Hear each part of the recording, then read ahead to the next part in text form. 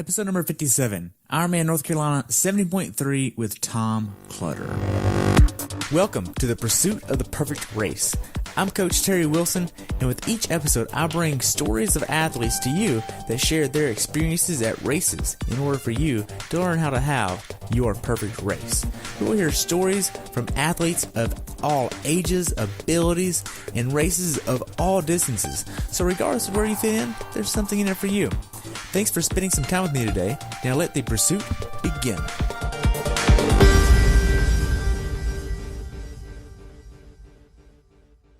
Hello everyone, and welcome back to the pursuit of the perfect race. Today I have the pleasure of talking with my friend Tom Clutter about his race at IRONMAN Raleigh 70.3, the sunset year for the race, where he had a time of 5 hours, 43 minutes, 30 seconds. This race took place on June 3rd, 2018. The temperature on race day was 69 and rose to 88, with the water temperature being around 80 degrees. Welcome to the show, Tom. I look forward to hearing about your race. Thanks, Terry. I'm glad to be here. Well, I'm looking forward to hearing about your race at Raleigh. So what made you want to do this race? Well, Raleigh last year was kind of my A race. I had never done a 70.3 before, and I had heard great things about the race and the community that surrounds it. And so after doing it last year and not really having much context for a 70.3, when I heard it was going to be the last year, this year, I had already signed up for it. And so it really got me excited to go back and race in Raleigh again, because it is such a challenging climate, but also course. But it's pretty accepted by the community, and I have some family friends there as well. So there were a couple different draws for me to go back. Great. Now, how long have you been doing triathlons? I did my first triathlon. I did a sprint triathlon here in Lincoln, Nebraska, 4 years ago.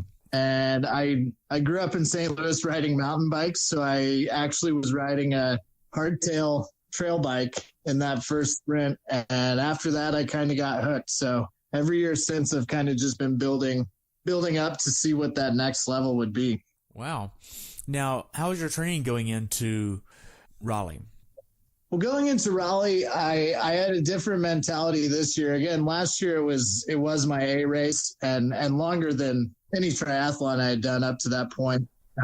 This year, my A race is Ironman Wisconsin in September. So I started a winter build plan. Here in Nebraska, the weather is pretty cold. So I tried to find something that would keep me busy and motivated throughout the winter. So going into Raleigh, I had about a 2-week break from the end of that build plan, and then the first week of my Ironman build plan for Wisconsin in September. So I was feeling pretty good, but a little bit uncertain because I hadn't really had any races yet this year to test where I was at. So I was feeling excited to go to Raleigh and race again, but I really didn't have a great specific expectation of where I would end up at the end of the day.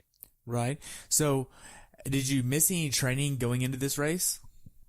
I missed about a week. I was traveling for work in Montreal for 2 weeks, and that was actually between the build plan, the end of that build training plan, and the beginning of my Ironman training plan for September. So in between there was about a week where I didn't have a consistent pool to swim in, but I was still hitting the weight room and making sure I got runs and rides in on a consistent basis. Okay. Did you get injured at all? No, I didn't get injured. I started the year off. I've done trail race in Kansas City every year for about the last 4 as well. They have it's the Psycho Wyco Run Toto Run race in Kansas City, and it's 10-mile loops kind of up on the bluffs of the Missouri River. And this year I did my second 50K, but my first time doing the winter version of it. So I came out of that race going into February a little bit sore. It had rained the night before and kind of melted the mud. So it was a long day and 2 to 4 inches of mud in places, but it was also kind of humbling to test that training coming out of the winter, but also realize that I had some building to do yet before the season really started. Okay. Now then, with your training going into this race, how many hours did you max your training out at? I would say on a weekly basis, I would say between probably 16 or 18. I was on that winter build plan where my weekends would be usually a 4 to 5 hour ride on the trainer on Saturday, and then 2 to 2.5 hour zone 2, low zone 3 run. Oh, and then during the week, two swims, and then also some speed work alternating in on both the run and the bike. Okay. With your zones, what kind of zones are you using? I am using heart rate zones right now only. I don't, and then on the run, pace zones. I don't ride with power yet. That's something I'm looking to add in this summer. But I've kind of struggled in the past getting heart rate zones locked in and watching them change as my fitness increases. So I feel like I'm finally at a good place with heart rate zones on the bike. And that really allows me to manage my efforts. And I've never really been a fast runner, but it allows me not to push hard on the bike and then really feel like I'm gassing it on the run. Okay. What formula are you using to calculate your zones right now? I'm using Training Peaks right now. So, I've used Garmin's formula that's built in. I use the 920 XT, and then Training Peaks week by week has been pretty good, especially through February and March, about alerting me when my consistent heart rate zones seem to be kind of reaching that next threshold level and need to be adjusted. Okay. Now, what was your longest swim, bike, and runs going into this race? I think my longest bike, I did 92 miles on the trainer. Just real consistent, a couple hard efforts in the middle. I had a 2.5 hour run, again, right in that 8:30 sort of pace zone.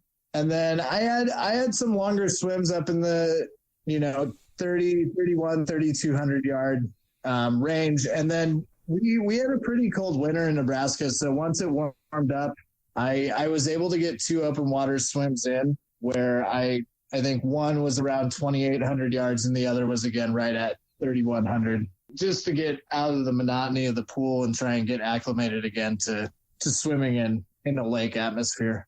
Right.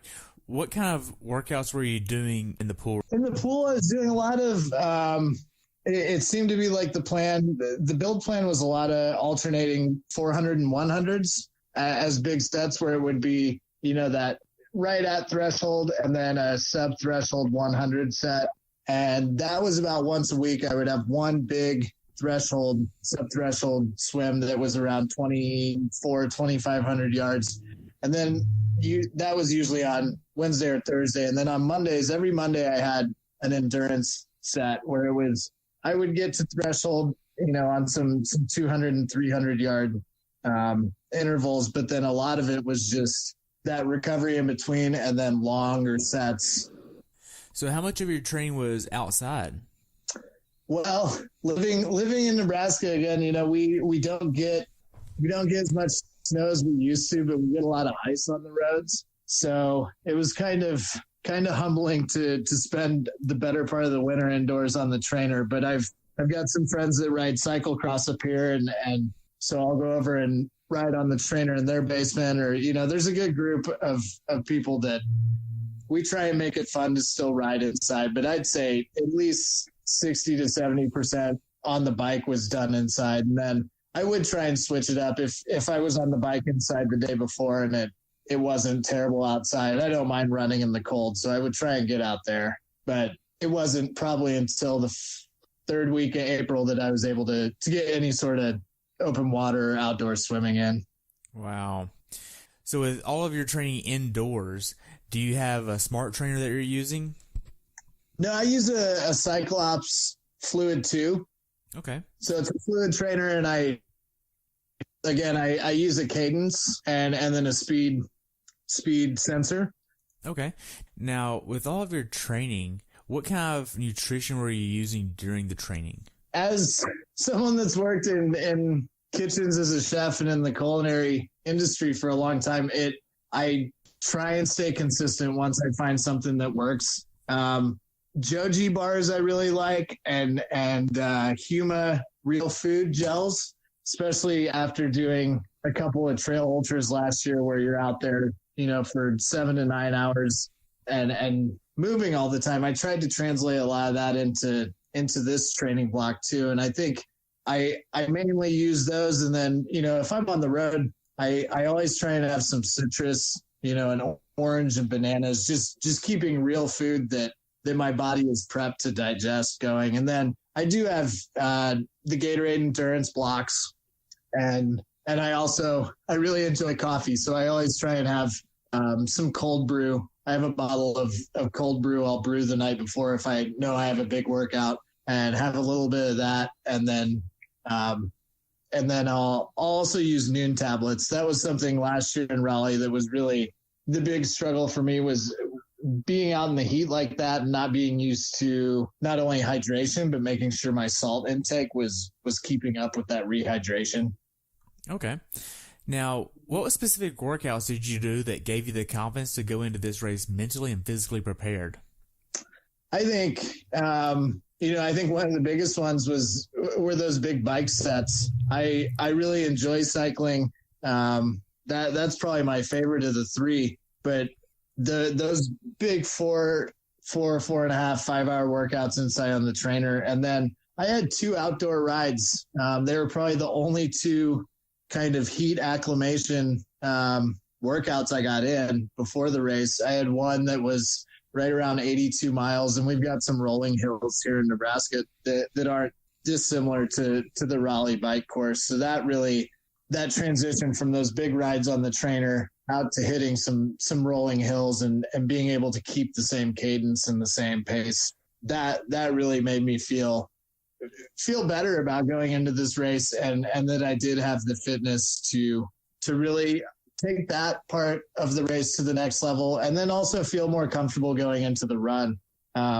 After doing a lot of half marathons by themselves the year before, and then doing a couple last fall, I didn't really know where my run would fall this year. And then a lot of my workouts in this training block were again at a slower pace than my normal open half marathon time would be. And so I didn't really know where that was at again until probably 2 weeks out. I went and did just a 2 hour and 30-minute run with a couple of threshold intervals right in the middle, and then just finishing out and trying to maintain that 8:30 kind of low zone 3 pace. Right. So what kind of pace was that looking like?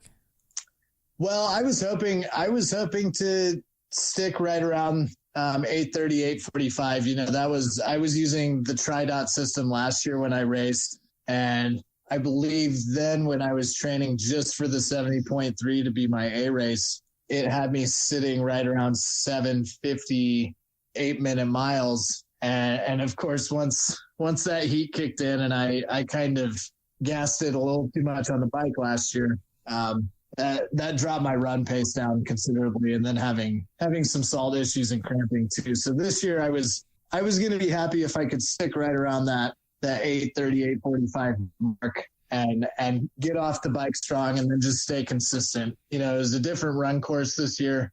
I knew it was going to be a little flatter, but with the Raleigh heat and humidity, you never want to sell anything short and under prepare. So mentally, I was trying to stick right just under that 9-minute mile mark and just stay consistent all the way through. Right. With your travel going to the race, when did you start traveling? That's a great question. I started traveling Thursday afternoon. I left work here in Lincoln, 2:45 in the afternoon. And then I made it to St. Louis, where I grew up, and had dinner with some friends. I made it there right around 9:00 p.m. So I had some dinner and was able to settle in and relax. And then woke up the next morning, did about a 15-minute run just to get my legs loose before I jumped in the car. And I had 12 hours ahead of me that day. So I had a longer trip there. But I road tripped it last year too. And I there's something about driving through that part of the country that kind of gets me amped up and ready to go. And just having that windshield time to think about it and clear my head and think through the race, listen to your podcast and listen to some music, and really just kind of solidify that race plan and take some of the pressure off for the Saturday before. Right. Now, with all of this going into the race, when did you actually get to Raleigh? I got to Raleigh Friday night about 7 p.m. Okay. You said Friday night? Friday night, yeah. Okay. So you had all day to do everything on Saturday and check your bike in there. It's a split transition race. So how did check-in go for you? Check-in was pretty smooth. I think looking back and comparing it to last year, I had only done races where it was one transition. So having that experience last year, I felt more comfortable with it going in. I had really thought through, Raleigh has a really long transition jog, if you will, between the bike dismount line and when you get to the bike rack on the run. So thinking about that, just making sure I had nutrition in the right place. Last year, I forgot my salt on my bike. So just double checking those things and really not trying to overthink it, but making sure to focus on the things that could really make or break each part of the day. Right. So what was your mindset going into Raleigh? I felt like, there had been a lot of talk about the weather. It was the last year of the race. About a week out, I remember looking at the forecast and seeing it was going to be in the 70s and overcast. I knew better than that. I knew it would warm up in true fashion for race day. So I was really ready to kind of adapt to anything. I knew where I know where I stand in the swim, and I knew that the swim was great last year. It was one of my first long swims where I felt comfortable. And this year I really just planned out each stage of the race and each portion and made sure I had a plan, but then also a second plan. You never know what's going to happen out there on race day, and being able to have a way to adapt and not let it throw your game off. That's really what I was trying to go for. So I was feeling good, relaxed, and like I had a pretty solid taper going into the weekend. So I felt rested and ready to get out there. Okay. Whenever you got to Raleigh, were you getting an Airbnb or a hotel? What did that look like? I have some family friends that live in Chapel Hill, and last year I had stayed in the Doubletree right there on Western by NC State, so right off the course. And where my friends live in Chapel Hill is kind of halfway between downtown and Jordan Lake. So it was actually really great to roll in, spend some time with them, have dinner, and then be able to kind of take my time on Saturday and check in. I made it to the noon athlete briefing, picked up a couple of things that I needed, got checked in, got my transition bags ready to go. And then I drove out to Jordan Lake and was halfway home for the night. So I was able to really take that at a relaxed pace too. And I went out and got a little 5-mile ride in on the first part of the bike course, made sure my bike was ready to go, and then kind of called it an afternoon. And it was nice to drive back out to their house and kind of wind through. They live off the bike course. So I got to drive half of the bike course and refresh my memory enough that I could kind of reaffirm that plan I had in my head already. Okay. Now, how far away from the race venue did you end up staying? I was about 30 minutes out. Okay. Now, did that impact how much traffic you hit on the morning of the race? No, not really. That's something I really like about Raleigh is as far as being a big city. I woke up at about pretty close to 4, jumped in the car, and I was downtown, and until I think I got on the off ramp and pulled into the parking garage without too much traffic at all. Good. Now, once you actually got to the day before the race, what kind of dinner are you wanting to get the night before the race?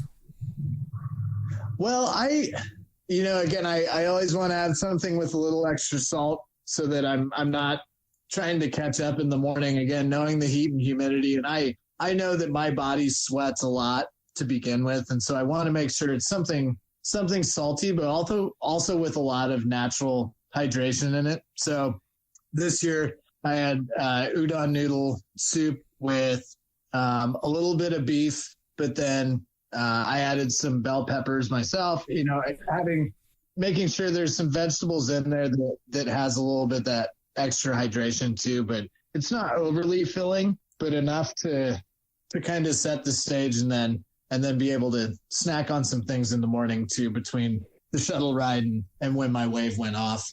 Okay. Now, what time did you try to get in bed the night before the race?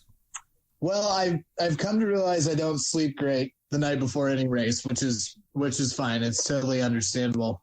I usually try and wind down around 10:30, knowing I'm going to be up around 4. And I think I was asleep right around 11. Okay. So I was able to get a solid rest, not a lot hours wise, but I was able to get some solid sleep. Okay. Now, with that, what time did you actually wake up on the morning of the race? Well, I set my alarm for 4:00 and I woke up 10 minutes before. So I was up at about 10 to 4, and I knew that would give me plenty of time to get some nutrition in right when I woke up, have a little bit of coffee and start hydrating on the drive downtown, and then still had plenty of time to set up my T2 bag once I got down there. Okay. Now, what was your morning ritual like the morning of the race? Well, I always like to double check 2 things. I always like to double check goggles and shoes. And that's just, shoelaces, cleats, just making sure, again, all those little pieces you don't think about, just making sure they're all there. In fact, the night before, I was looking for my spare set of goggles, realizing I forgot them. And when I realized that, I actually stepped on something that was my main pair of goggles. So kind of an emergency goggle situation the night before, but I was able to go to a local running store out in Chapel Hill and pick up some goggles. And so I averted one small crisis, but well, that's that, good. Yeah. So in the morning, I just like to double check all of those things and make sure that I've got something. I always eat a banana. A banana is kind of the first thing I always eat when I get out of bed this morning. And then there's these other bars. They're called Verb bars. What are those? And they're about the size. They're almost the size. They're a little bit bigger than a Laffy Taffy, but they're a granola bar of sorts that also has caffeine in it. And it's a company that started in Chapel Hill that my friends are involved with. And so I remember them telling me about these last year, and I tried them. And then, this year I like it because it's something to snack on. It's not substantial or it's going to sit heavy in your stomach, but it gives you that little something to take off any hunger, and then also kind of gets you going. Right. So you get to the race, then you get a transition. How did you set your transition up? Well, I usually try and I try and keep it really simple on the bike. I've gotten to the point with the swim where I mentally can prepare and then get out of the water and feel pretty good. But I still feel there's something about getting out of the water where your mind just goes a little loose in one direction. So I always try and make sure that my nutrition, I have one, whether it's a gel or whether it's a Humagel or whether it's a gel block. I always try and have something right when I get out of the water, and then some water or hydration too. So I set up between the arms, I set up water with a Noon tablet mixed in. And then I ride with one water bottle on the back and set my shoes and a towel up, and then helmet on the bars. Again, in Raleigh, it's a split transition, so they always remind you to try and shovel everything into the bag that you want to get back. So I try and keep it simple. Gotcha. So how much PSI are you putting in your wheels for this race? I put 100 in for this race. I knew it was going to get hot. There are some rough spots on the road, but I felt like I knew the course well enough. I could avoid those and run it right at 100 and feel like I wasn't giving up a whole lot. Right. Now, did you use an aero helmet for this race? I did, yes. Okay, which one did you Yeah. use? I bought a Smith Optics Podium TT last year. Okay. And I raced it last year and I've raced it this year, and I like it. I'm colorblind, red-green. So when I'm on the, if I'm looking at my phone, even with polarized sunglasses on or something like that, if I'm out playing golf Yeah, it's enough that seeing the contrast in things can be kind of tough sometimes. So one of the things that drew me to the Smith, and I wear Roka sunglasses when I run, but something about this helmet that I love is the Chroma Pop polarized shield on it. So it's a great polarized shield, but it's something about the way they blend the colors together. It almost corrects to a point that color blindness. So if I'm coming over some hills or rolling down, looking into the sun, I can see ahead of me and not feel like I'm riding blind. Right. Now, that's good with your vision, but does that impact your training at all? I don't feel like it. I feel like it's a pretty light helmet. It does get warm sometimes. I try and ride with like a halo band to divert the sweat. Again, just I tend to sweat a lot more than I like to realize sometimes, but I feel like I ride, I'd say probably 80 to 90% of my training rides with it, and I feel pretty comfortable with it.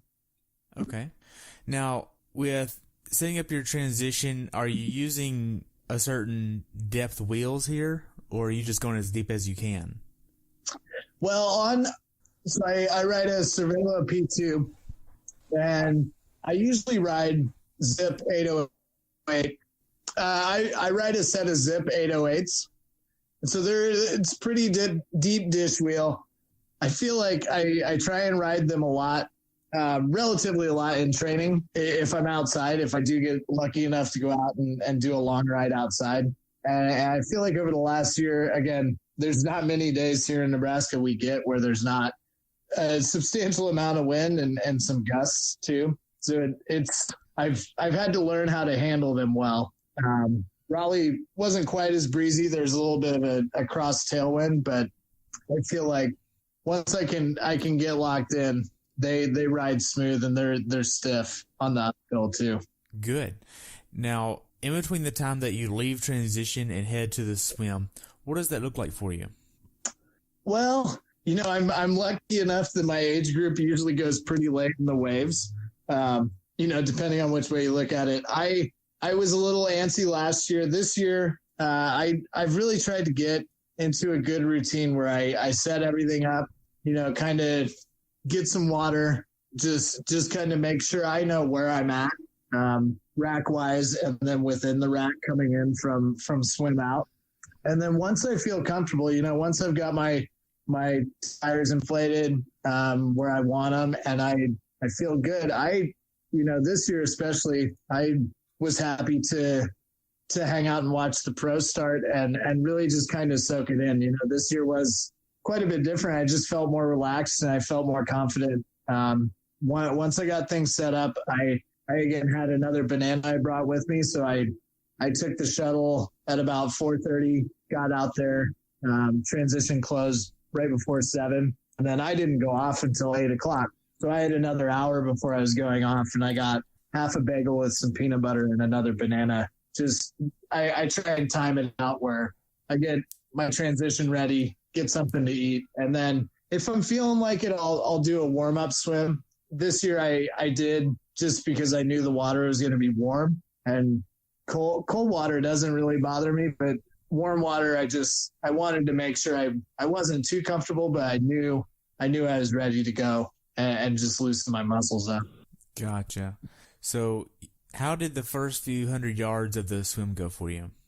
It felt pretty great. I did an Olympic distance in Kansas City in May, the day after my birthday, and it was kind of a mess. I spiked my heart rate. It's just a different feeling. That distance, I get a different feeling from that start. So I was really looking forward to, that was my main goal. The first 3 buoys, I just wanted to make sure I was keeping consistent line. And I swim middle of the pack. So I set myself up kind of along the outside so I could let everyone else work their way to where they wanted to be. And then I started swimming back in, probably 10 feet off the buoys to make sure I could sight. And I felt good. I just kind of set that goal where I was going to push a little bit once I made that first turn. but I was really feeling comfortable and ready to push forward. Great. So for this swim, what kind of goggles were you actually using?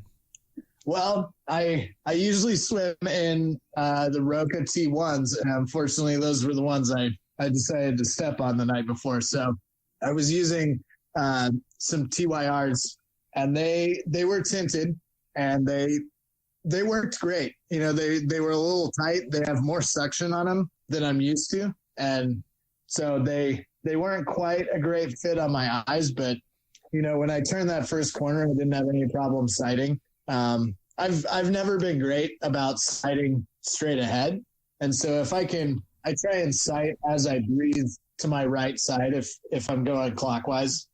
So that was my main concern. And again, it comes down to my own vision. And I didn't have many issues making those turns. Okay. And seeing the buoys. Now, after you got out of the water, how did T1 go for you? T1 went really solid. I felt, again, I felt more comfortable and confident getting out of the water. I felt like I had probably one of the most consistent swims I've had, certainly in this distance, but also in the last couple of years. And so I felt like I was able to not exert a lot of extra effort in the swim, and I knew where my bike was, and I had a good plan. I knew that, you know, there's some false flats going out of the park, and then you kind of have to come back towards transition and climb out a little bit. So I was trying to really recognize that I had a solid swim, see where I was at, and I you know, all I had were my shoes and my helmet, and I had set everything else up on my bike ready to go. So transition went really smooth, and I was ready to get out on the road. There were still a lot of bikes around me in transition, so that was also a good sign that I maybe swam a little bit better than I was expecting. Good. As far as the bike goes, did you have a certain strategy you wanted to use to attack the bike? Well, I mostly just wanted to stay consistent. This race was really, you know, again, training mostly through the winter with that end goal in September of a full in Wisconsin. It was a lot different than the training last year leading up to Raleigh. And so I knew I had that long fitness, that long endurance. And so I knew what my gains had been. And I really wanted to keep it consistent and not push too hard in the first 10 miles.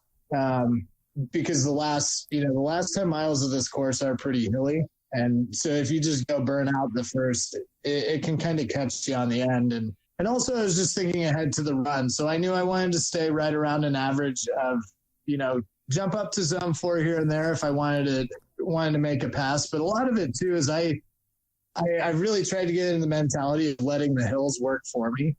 And that's something, riding a lot of rollers around here, I've gotten to a point where I feel more confident, and even with the deep disc wheels, if it's windy, just not coasting, you know, not putting a lot of pressure on the pedals, but making sure I make those downhills work for me and keep that momentum going.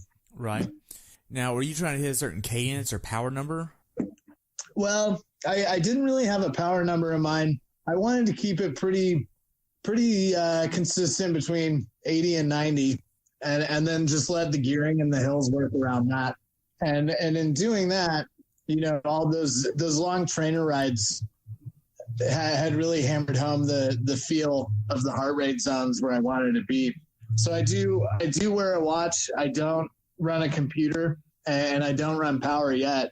But it was, you know, I had some loose goals of where I wanted to stay on the bike, but it was more about racing on feel. And then if I felt something was off, then checking in with those metrics and bringing myself back to where I needed to be. Okay. Now, did you wear socks for the bike ride? I didn't. You didn't? No, I don't. I go I go sockless on the bike pretty consistently. So for the bike, how was the road quality for the bike course? You know, I thought it was pretty great. I mean, it's county rolling roads through North Carolina. There's some rough spots. You know, the week before the race, they were putting the signs out, and someone had hacked them and put some messages about idiots on bikes being the reason for the road closures. So then, you know, of course, there were some people that had said they saw thumbtacks out on the road. things like that. Overall, though, the roads are in pretty decent shape, and they have potholes or cracks spray painted red, so you can see where they are. But overall, it's pretty smooth. I know both this year and last year there's always people that have some mechanicals, but I feel pretty lucky. Last year I spent probably all of March and April with double flats on training rides here in Nebraska. So maybe my perspective is I'm pretty open to roads, but they were fast. They're rolling hills, and I think if you pace it out well, it's an honest course, but you can put a decent time out. Wow. Now, how well did you execute your bike strategy? I think I did pretty well. It felt good. I was riding on feel. I got a new fit probably a month before the race. I put at the end of April, I put a new 3T cockpit on my P2. And so I feel like I gained a lot of flexibility and kind of was able to get a new fit where I feel like I have more power. And so it felt good. I felt comfortable. There's I'm trying to remember the mile marker where you kind of come out by the NC State Ag Farm and you're in the sun, and that's when it really first hits you. And so I felt good there, and that's always a good check-in to see if I needed to adjust anything or how I was feeling. And I felt like I was hydrated. My nutrition was good, and I was really looking forward to the run at that point. That's great. Now, for the last mile or so of the bike ride, did you do any type of transition to help prepare for the run? Not really. I run in Newton running shoes, and I had started training in March with some racing flats that are pretty easy to get off and on. I will usually, in the last 300 or 400 yards, my feet out of my bike shoes and pedal in barefoot. I didn't do that this year in Raleigh because, again, I don't know how far it is, maybe 100 yards, but you dismount and then you go down a whole city block, and then you have to come about halfway back up the city block into transition. So I kicked out of my shoes last year, and not wearing socks, my feet weren't too happy with the hot pavement. So I decided I checked in on my time coming in on the bike, and I felt good and felt comfortable, and I hadn't lost any time in T1. So I just wanted to make sure this year I got salt and all the nutrition I needed. And I was really at that point focused on T2, just making sure I had all the essentials to execute on the run. Gotcha. So how did T2 go for you? It went well. I was about halfway through T2. So you come up the hill at one end and then you go out the other. And this run was a little different this year. It was a different course. I had kind of scouted it a little bit, but really wasn't too familiar. So T2 went well. I was a little overhydrated. I stopped and used the porta potty before I went out on the run. But that was okay. That was a good time to check in. I was in and out quick and then out on the run. So how did the first few miles of the run go for you? They were pretty good. It was interesting. You kind of ran down this alleyway this year and then looped back so you could see people coming in on the bike. And then there's an aid station real quick. I think it was the aid station that coming back in at the end was right at mile 12. So it was hot. I looked down at my watch, and once you get off the bike, you always have that momentum where you kind of have to check in and rein yourself back in.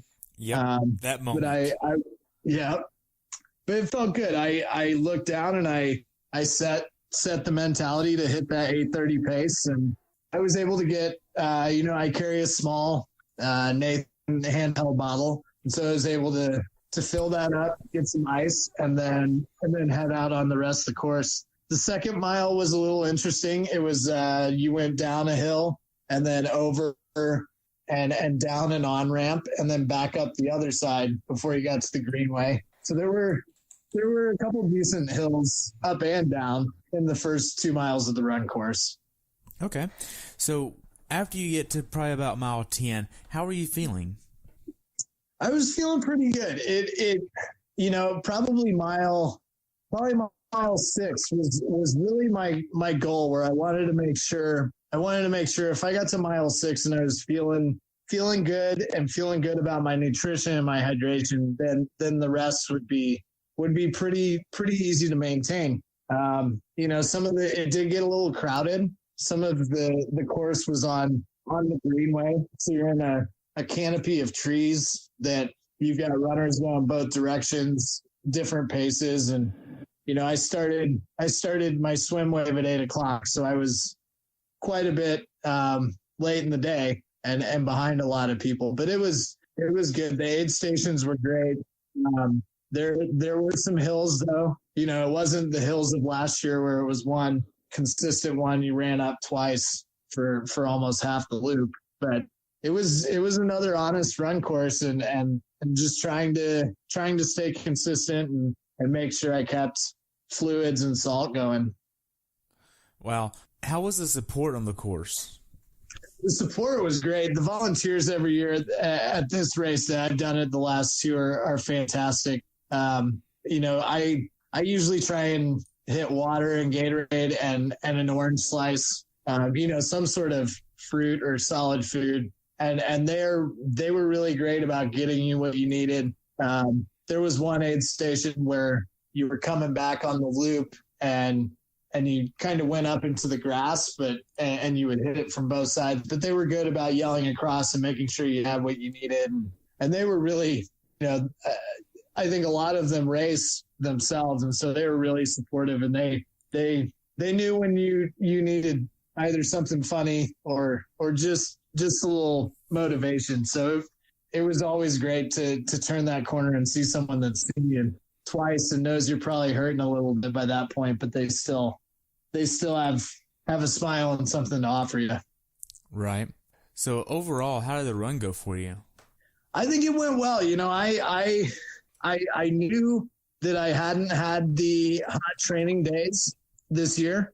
And that was just something I had 2 long runs in the heat before this race. And I knew that was something that was going to kind of work against me. I was able to maintain the 8:30 pace about halfway through. And then it really did. It just started getting hot. And then it was just about adapting. I knew I was on track to get close to my goal. I wanted to get around between 5:30 and 5:45 this year. I think I did 5:58 last year. So not being familiar with the run course, not having the benefit of that, but I felt good off the bike and it was a consistent run. This really was a race where I wanted to test my consistency and see, I hadn't trained specifically for this distance. And it was a good check-in. I felt like it was good, and it really was a test of managing nutrition and managing the heat after having a solid bike. Did you have any GI issues or cramping issues? I didn't have any GI issues. After I ran a 50K in 115-degree heat last year after Raleigh in Kansas City, and so that was a learning experience. And I usually don't have many GI issues during the race. I've really tried to focus. That's why I love that the Huma Real Food Gels. I really try and focus on what I'm putting in and how my body responds to it. Cramping, I made it to mile 12 before I started feeling any cramping, and that was just taking the lesson from the year before of it's not all about hydration. You have to make sure you're keeping the balance of salt going back into. So that last mile 12, I ran in with a guy from Colorado, and we were both kind of in the same spot. We had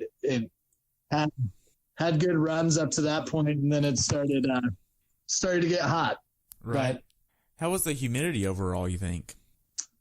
It was Carolina humidity. It was with the rain. You kind of always you have to take both.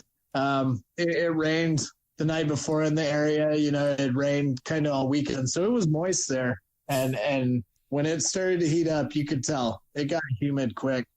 Wow. I think by mile 9, I could hear from between the ice I was putting in my hat and the humidity, you could hear how wet my socks and shoes were. So, gosh.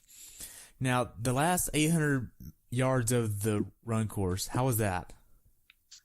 It was amazing. This year, that's about where I was really, really hurting last year, to the point where you're coming down the street in front of the Capitol and you can see that finish chute. And that's really where it kind of makes or breaks the day. Last year I was cramping so bad. I was kind of caught up on my toes and got some more salt in and finished out. But that last 800 yards down that street into the chute, being able to not just run that out this year, but to be able to run it out with a little bit of a kick left still, it felt great to cross that finish and also know that I took a considerable chunk of time off of last year. Wow, that's pretty cool. As far as looking at the course in general, what was the best part of the course for you? I would have to say, the bike again. I think I rode my times were not that far off from last year, but just that extra level of fitness that I gained in the winter training this year. I could tell I was way more fresh coming off the bike, going into the run. That rolled over into the mentality I had in T2, and then being able to keep that positive mentality rolling in those first couple miles of the run course. The bike really kind of set all that up this year. And I was familiar enough with it from last year and driving it, but it's a course that you can really kind of find a groove and get comfortable, but it doesn't get boring. Right. So overall, how hard was this race for you? Oh, I think it was still difficult. It never gets any easier. I'm a firm believer in that. We just trusting the training and learning to adapt when you're out there. So I feel like it's, this is the only 70.3 course I've done since I've been doing triathlons, but I feel like the feedback I've gotten from people that live in Raleigh and people that have done this race before and just doing it these last 2 years, I feel like it's a tough course. There's not a lot of ways to coast through it. And so I think, there was some feedback on the run that it was a little crowded and maybe they were trying to find some extra miles in there. But I think overall it's a great course and it's a beautiful bike. So I'm sad to see it go and hopefully in the future there will be something that comes up around there. Right. So tell me about the finish line for you. The finish was great. It's, again, it's that feeling of watching people that are local eating brunch as you're running down the finish, cheering for you. I tend to, no matter if it's an ultra, no matter if it's a 70.3, I tend to always end up running half of the last mile in with someone I've never met and having that kind of debriefing of the day before you cross the finish line. And I felt good. I didn't leave a lot out there. This is a B race, but I have kind of a relatively long time period before my full in September. And so I really wanted to push it and see what I had coming out of the winter. So crossing that finish line with a little bit of kick in my step still, and then feeling like I pushed hard all day. It felt great to do that and then get out of the heat and get some more ice in my hat as I crossed. Great. Now, how could Ironman have made your race experience better? Well, I mean, this might be trivial. I'm not old yet, but I would love to start my swim wave a little earlier. That's something I struggle with. If I have a lot of time, that's why I've tried to be just really mindful about the time I spend between setting up T1 and getting in the water. And I understand that's a logistical consideration. I've done different races with different swim starts, and I don't know the answer, but I think they put on a great event there. The split transition, I can only imagine is somewhat of a logistical nightmare, but I think I think the run course was a little bit forced in places and made it tough. But overall, I think they do a great job. I When I'm not racing triathlon, I usually prefer kind of those smaller ultra or trail races off the beaten path. So I appreciate the atmosphere experience they do provide. That's awesome. So how was your recovery process? It was interesting, to say the least. I jumped back in the car on Monday and started to make the trip back. We had gone to the farmers market in Carborough, right by Chapel Hill, on Saturday morning, and gotten some local pork chops and some beets and some real good fresh food. So we grilled out that night, and it was low key and nice to recover. I use a Mark Pro EMS machine, and so I usually do half an hour on each calf after a long race like that. My quads are pretty resilient and don't cramp up a lot, but my calves definitely after a longer race like that, between the bike and the run. Again, not a lot of constant hills, but the up and down, they usually take the brunt of all the wear and tear. Okay. Now, we covered a lot. Do you have anything else you'd like to add about your race? I don't know. I'm really just excited to see how this sets the stage for Wisconsin in September. I feel like my big takeaways were feeling comfortable with these longer swims without a wetsuit. I know that's always a concern people have if they're not a strong swimmer or not used to open water. They just want that buoyancy. And I feel like there's only 2 races I do every year where a wetsuit is guaranteed, and that's in Chicago and Lake Michigan, where the water temp's 61 year round. Ugh. So that, yeah, it's cold, but it's kind of refreshing when it's going to be brutally hot all day. Right. But no, I think that was a big takeaway. Just feeling really consistent and comfortable on the swim all the way through without a wetsuit, and then the run. The run at the end of any race like this, I'm learning more and more. You can get to it fast by hammering it out on the bike, but it's not going to do you any good if you end up not in great shape halfway through the run. Right. So I only have one real question left, and that's, what's your definition of a perfect race?